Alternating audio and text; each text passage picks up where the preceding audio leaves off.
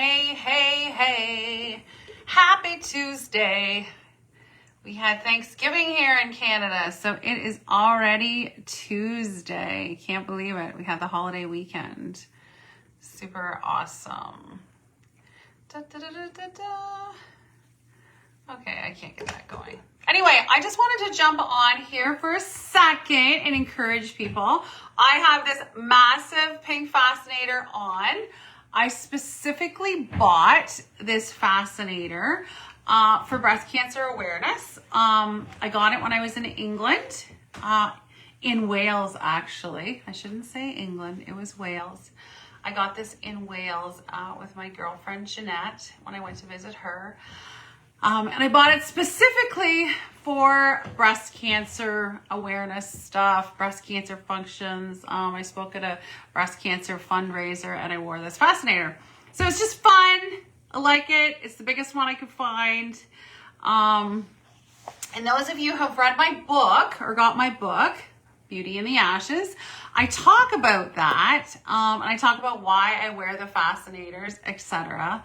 And, you know, just to encourage people, because when I got a diagnosis, I found, and I talked about this last week, that I found that everybody was looking at my chest.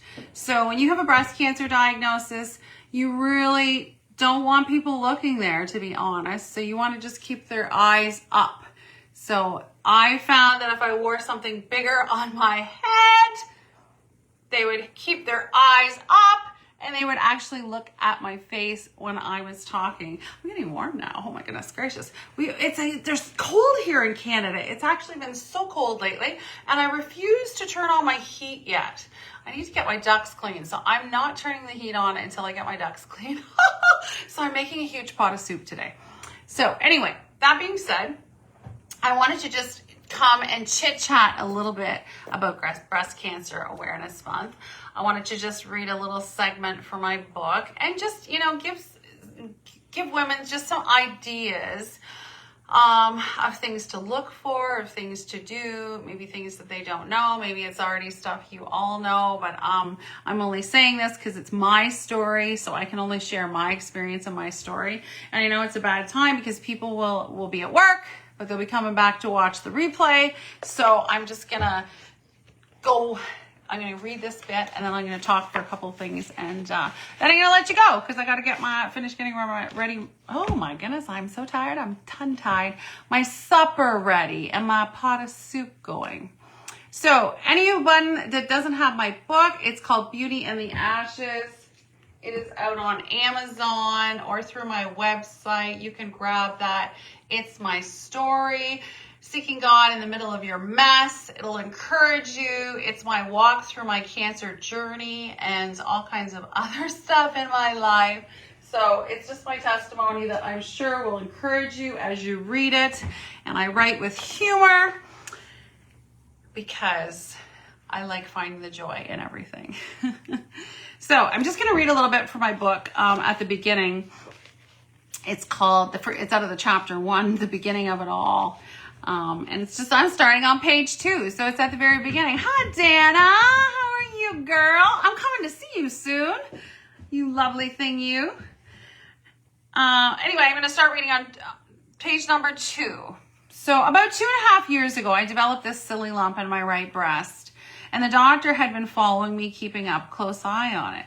Funny enough, I wouldn't have even found this lump if my older sister hadn't been diagnosed with colon cancer years before. So I had an older sister that 2 years before I was diagnosed with breast cancer, she had colon cancer. The doctor suggested, just as a cautionary measure, that her siblings do a breast exam and have a colonoscopy. Much to my surprise, I found a lump. I thought maybe I was just super paranoid, but after checking again a couple weeks later, it was verified. Time, they say, is everything. So my mama, the nurse, got involved to make sure I was following up properly. It was the fall seasons and things were gearing up for Christmas. It was bonkers everywhere you looked. Home life was a zoo as a new school year was starting, and that's always hard for my daughter to transition to, and running my tea room made it a double zoo. For those of you who don't know, I had a tea room that I was running at the time that I got diagnosed with breast cancer. My 40th birthday was fast approaching and I couldn't slow down the clock for nothing. I decided to book a biopsy after my birthday to follow up with this silly lump thing. I didn't want to be 39 and find out any bad news in my 30s, you know. Somehow I thought 40 would be much better to handle anything negative that might be thrown my way. In my heart, I knew something was not right, but life carried on as usual and stopped for absolutely nothing. So, with my luck, the biopsy was booked on our Black Friday shopping extravaganza day in the US of A. I didn't think it was a big deal at all, but that wasn't a fact for optimistic me. I arrived at the hospital rushing to get there just in time for my appointment. I always disliked those cold, sterile environments. They asked you to get half naked and put on the most fashionable blue hospital gown, wide open to the world, and somehow it never fails to be freezing. Not to mention you're grasping to hold it shut as you shuffle about, as it is opened at the front for easy access for the hospital staff. Yikes! It feels like all your dignity got flushed down the toilet. They took me to the ultrasound room and quickly explained how the procedure would go. I can remember questioning why they didn't have any relaxation music playing in the background to help distract your mind in such a sterile environment. It was kind of one of those deals where you grit your teeth as hard as you can stand it and hold your breath and pray for the best. I could have easily felt like I was in a movie when I caught a glimpse of the syringe coming at me and saw how massive it was. The plunger made this horrible sound as they guided the needle through the ultrasound to find the area that was of concern. Much to my horror, she had to try this a few times while the only directions were to just try to take a deep breath. And I'll stop there. So part of my story started out, obviously, it was my sister being diagnosed with cancer, colon cancer, and then they linked the type that she had could be related to a type of breast cancer.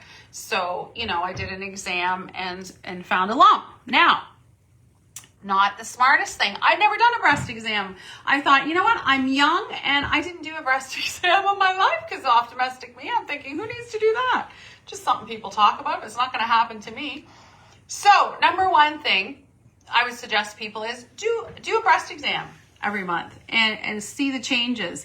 And, you know, sometimes as younger women, we have really, well, I'm not younger now, I'm 52, going to be 53, but we have really super dense breast tissue. So sometimes in younger women, things are really hard to pick up.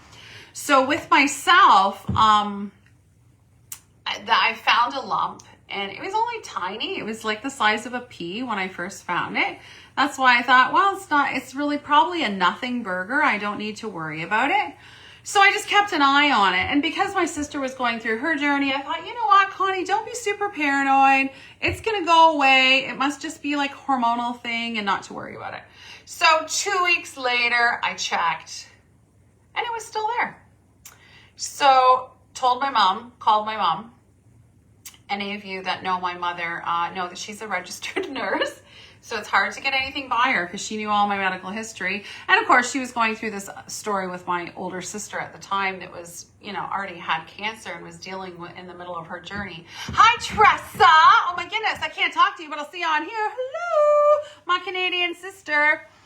So anyway, long story short, that progressed, went to the doctor, went for my first mammogram. And I talk about that in my book. It was my first mammogram of many.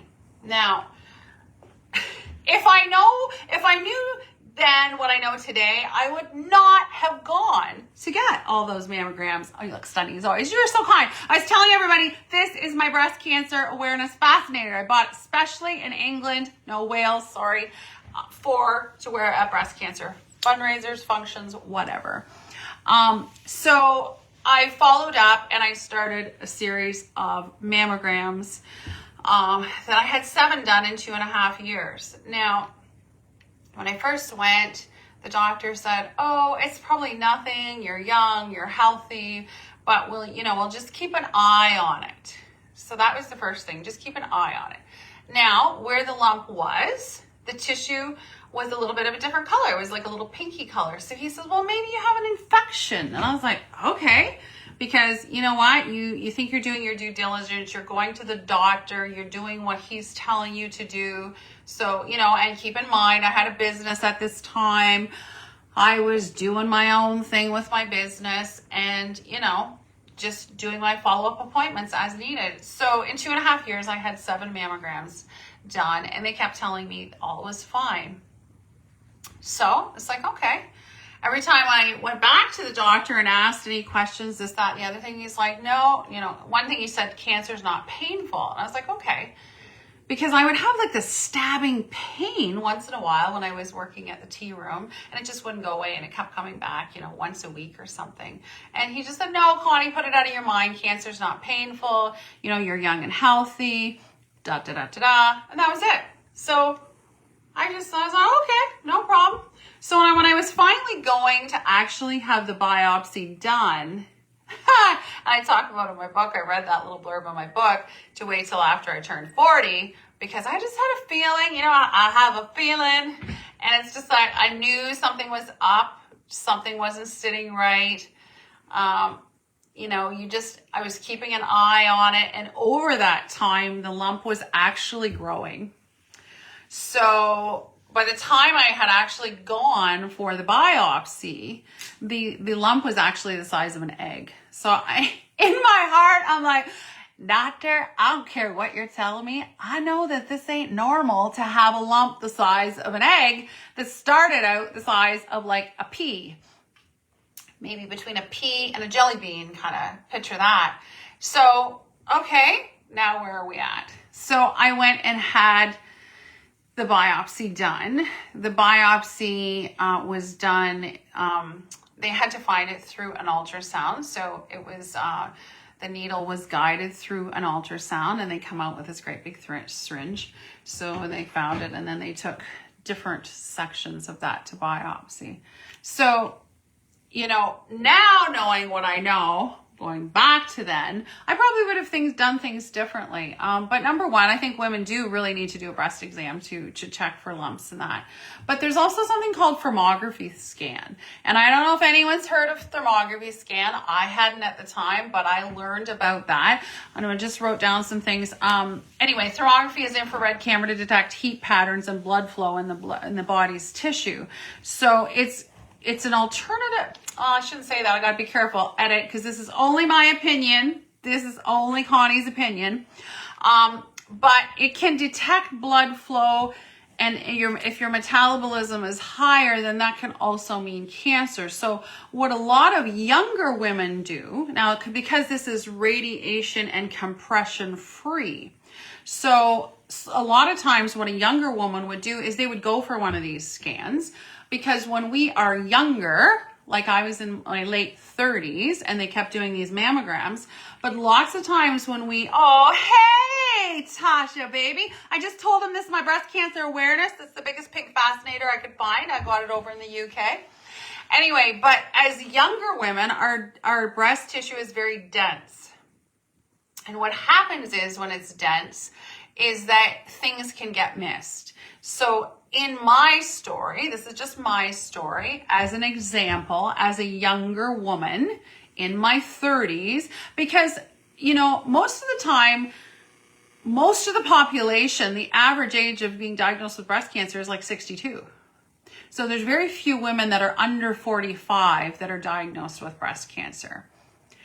And lots of times, which my doctor informed me, is because the people under 45 do not have textbook symptoms and it's harder to detect. And usually what happens is, drum roll, they have the aggressive type of breast cancer. So it's harder to detect. It doesn't show up in a mammogram like myself, and I talk about that in my book, that after 7 mammograms over 2.5 years, you know what? It wasn't getting flagged. So that's why they eventually did the ultrasound. So a great alternative especially for a younger woman, and even if you don't have a lump, don't have anything. You just want to go for like breast health so that you have a baseline moving forward. Okay, this is the thermography scan at 35, you know, and then you have that to compare down the road to see any changes, right? So the thermography, because of the heat, it'll spit out kind of, you know, any problematic areas, and then you can follow up with that. But it's non-invasive, and like I said, it's radiation free. And, you know, it's something maybe newer, but when you think about having a mammogram done, how invasive that is and how they smash you, and if there's anything brewing at all, you know, it's probably not the greatest because it could spread or, you know, whatever. It's just like having a biopsy. If you're puncturing that tumor, then it would only make sense that whatever is, if that tumor is cancerous, and it might not be, it could be just fibrous breast tissue, really dense breast tissue, and they've, you know, missed something, and it's just like, so, but if it is cancerous and they've punctured that with a biopsy, then it only makes good sense. You've punctured it. Now anything that's in there is going to overspill, right? So not a good idea. In my opinion. So anyway, those are all things to check your skin, you know, if it's red, any discharge, all those things, just to keep, you know, you are your own best advocate and you know your body the best. So, you know, you being in tune with that, of any changes, is really helpful. And you, I have fibrous tissue. Yeah, so you know what I mean. So it can really go under the radar, and they make you feel like everything is normal. And let me tell you, when I was in my 30s, my life was busy. I was a mom of a special needs child. I was running my own business, working 80 hours a week. And you know, when you're busy on that treadmill of life, it's like, okay, you jump off and I have to go to the doctor's appointment. Okay, he give me the okay, you know, all is good. And you jump back on that treadmill and yeah, you think you're doing all that you need to do. And then, so when I was sitting there with a cancer diagnosis, I'm like, how did this happen?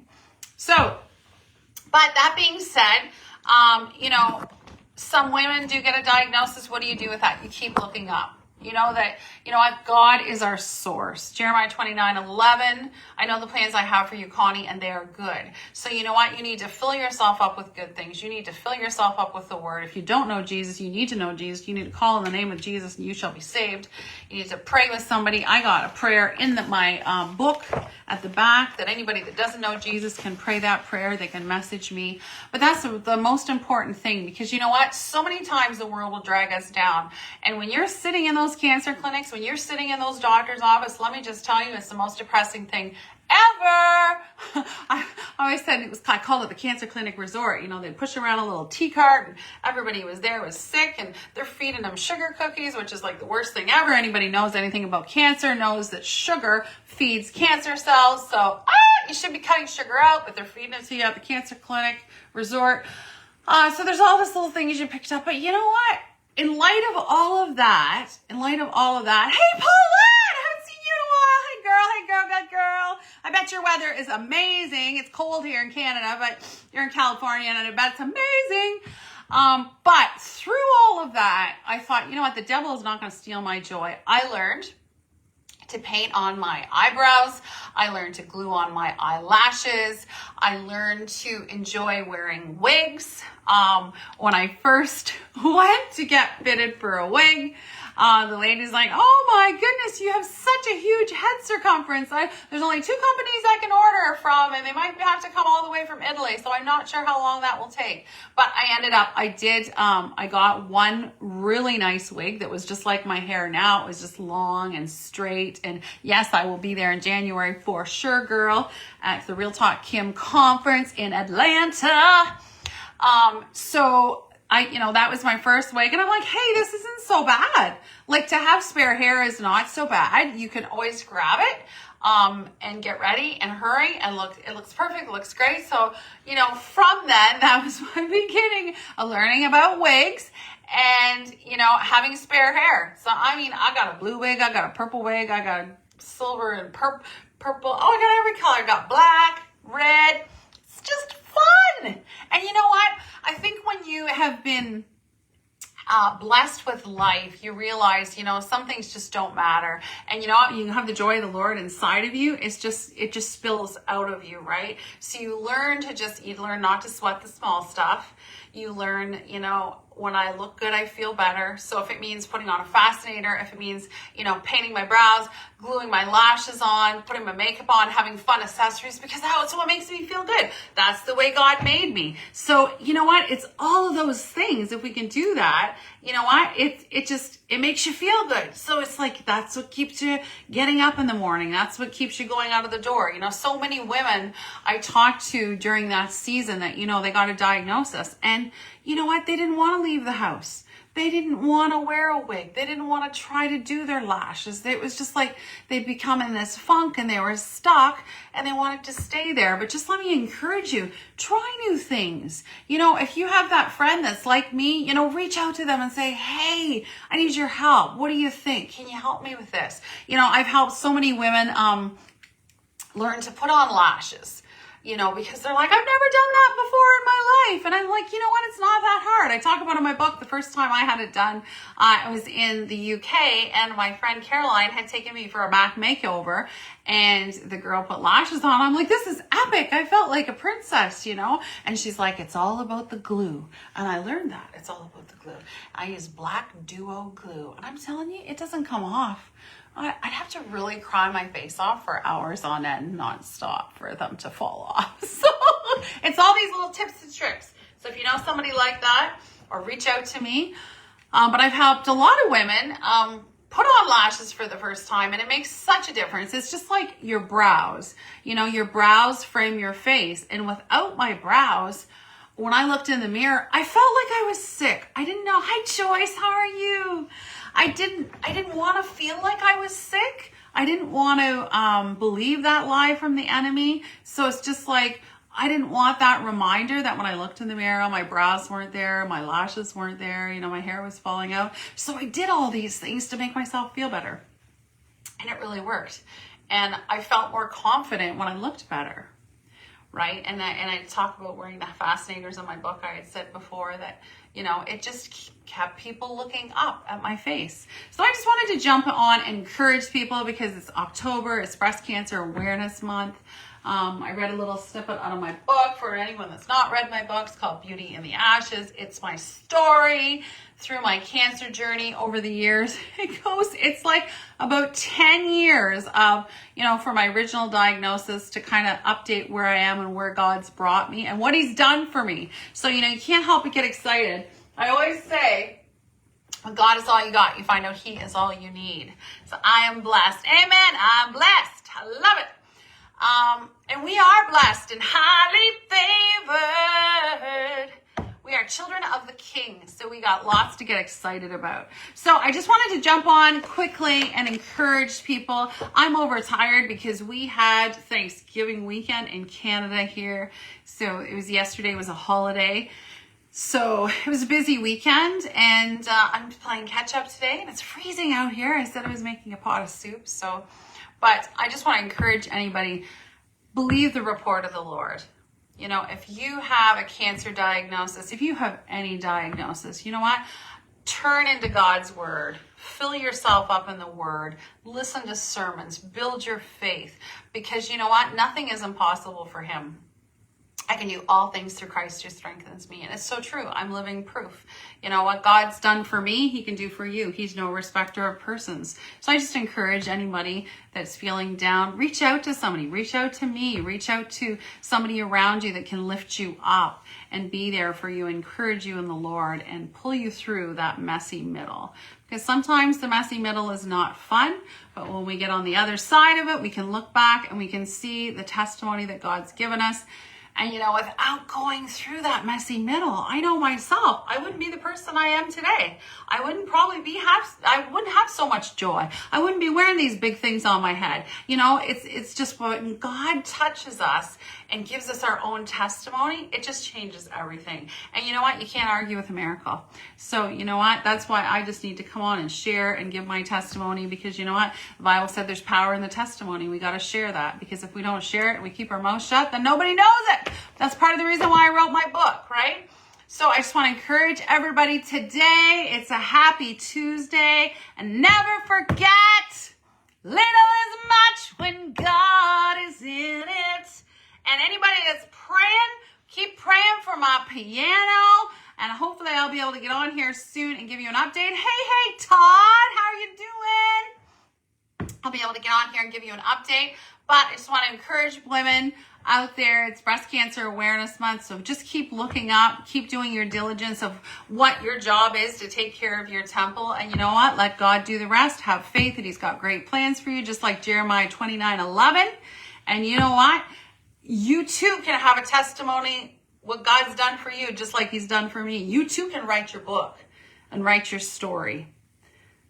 Stay blessed, and I will talk to you soon. Love and pink hugs today. Talk to you later.